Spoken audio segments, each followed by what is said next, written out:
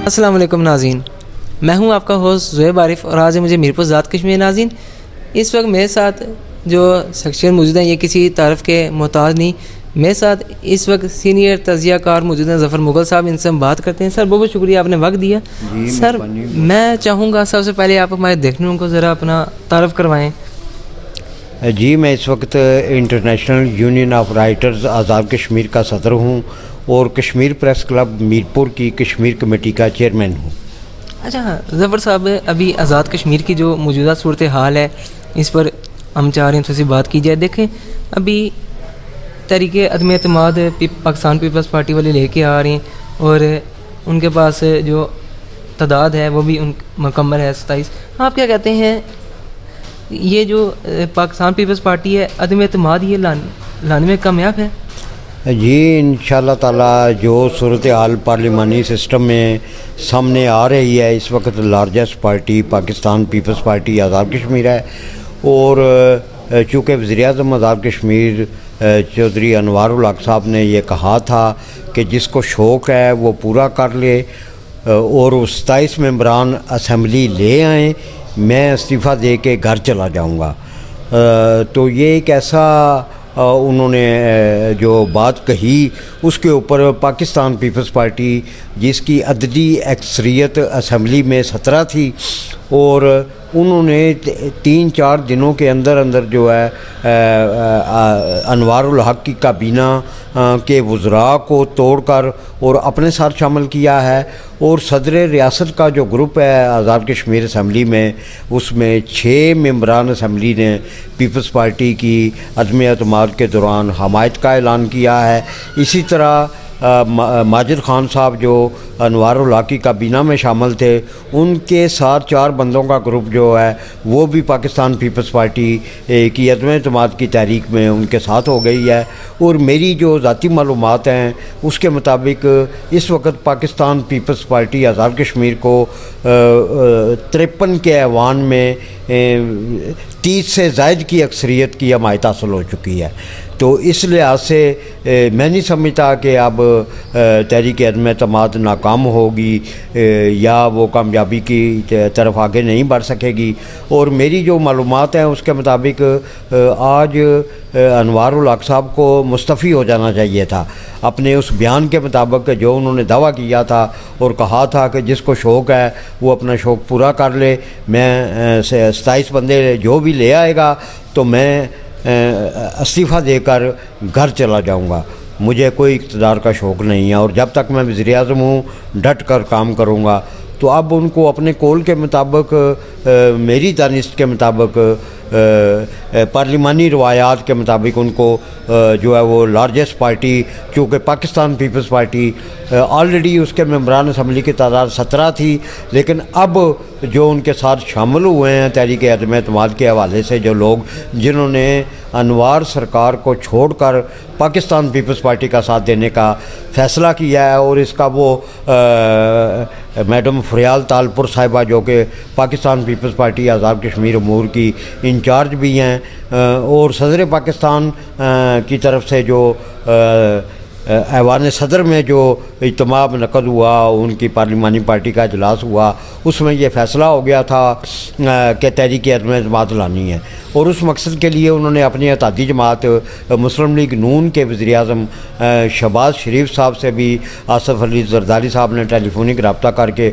उनको भी एतमाद में ले लिया है और उन्होंने भी एक तरह से गो हेड का जो उनको कहा है कि आप चूँकि लार्जेस्ट पार्टी हैं और मिसाक जमहूरियत के तहत जो भी पार्लिमानी पार्टी अक्सरियत में होगी उसको जो है वो हुकूमत बनाने का हक़ हासिल है।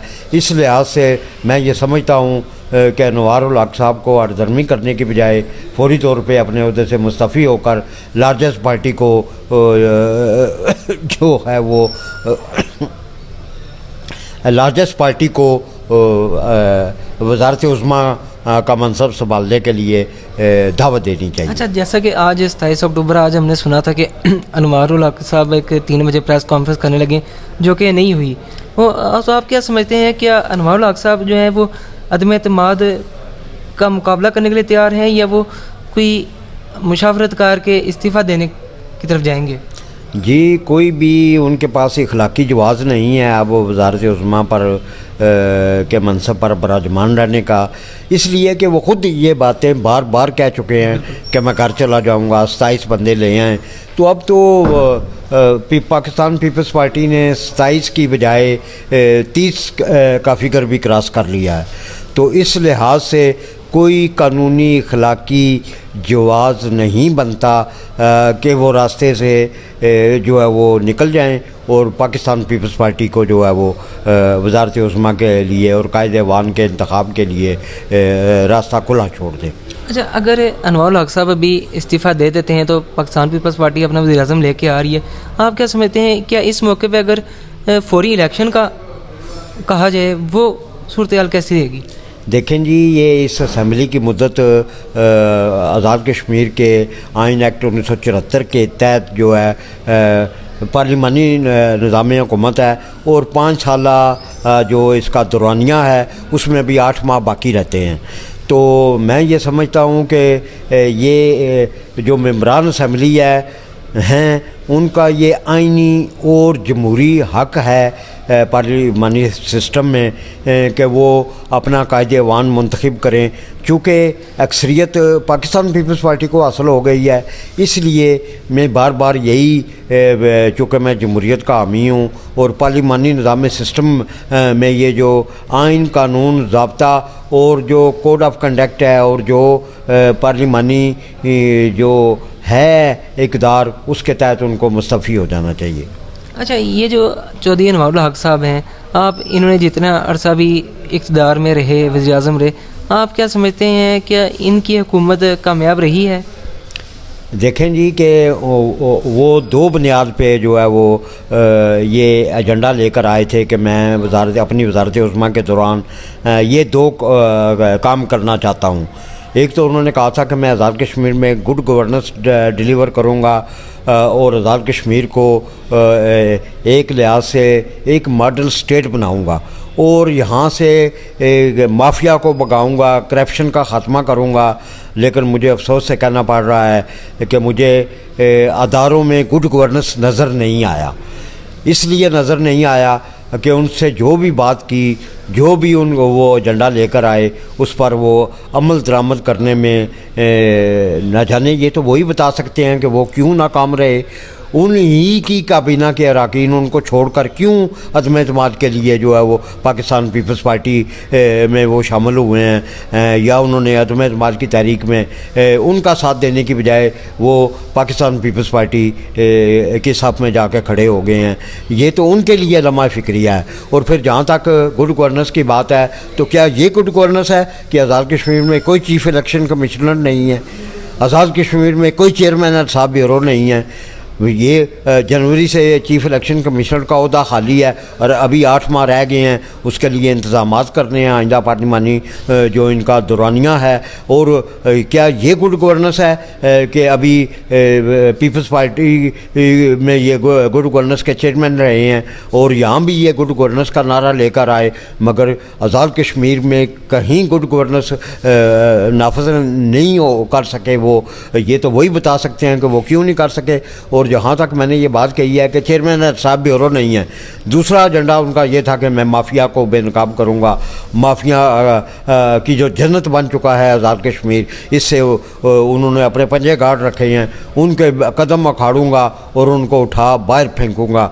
लेकिन इसमें भी वो कामयाब नहीं हो सके। आज भी मैं बरमला ये कहने में हक बजानब हूँ कि ये अपने दावों के मुताबिक ना गुड गवर्नेंस कायम कर सके हैं और ना ही माफिया का ख़ात्मा कर सके हैं और ये उस तरह डिलीवर नहीं कर पाए जिस तरह के इनके इब्तिदा में अज़ाइम थे। और फिर आप देखें कि वफाक में राइट टू इन्फॉर्मेशन का कानून नाफज है, तमाम सूबों में राइट टू इन्फॉर्मेशन का कानून नाफज है। लेकिन मैंने वज़ीर आज़म से जो पहले 1.5 माह के दौरान जब ये वज़ीर आज़म बने तो मैंने मुलाकात की, उन्होंने मुझसे पूछा और कहा कि मुझे कोई काम बताएं। तो मैंने कहा जी आप काम करेंगे? उन्होंने कहा जी क्या आपको मुझ पे शक है कि मैं वज़ीर आज़म नहीं हूँ?